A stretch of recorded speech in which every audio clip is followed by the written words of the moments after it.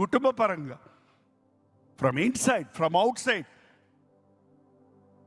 విరోధ శక్తుల నుంచి, అపవాది నుండి అన్ని శోధనలు వస్తాయి. శోధనలో పడొద్దు. శోధన దేవుడు పంపించడు, దేవుడు పరిశోధిస్తాడు మనల్ని. మనకు విశ్వాసం పెరగాలంటే, మన మజిల్స్ పెరగాలంటే కంటకు పని చెప్పాలి.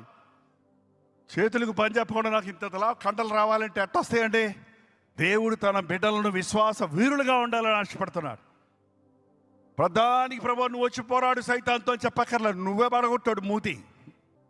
దేవుని నామములో సాతానును పోరాటాలు మనం జయించాలి.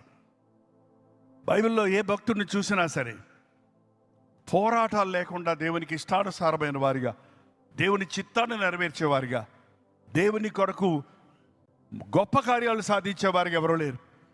యేసు ప్రభు కూడా ఈ లోకంలోనికి వచ్చినప్పుడు అన్ని విషయాల్లో మన వలె శోధించబడినప్పటికీ పాపము లేని వాడిగా ఉన్నాడు.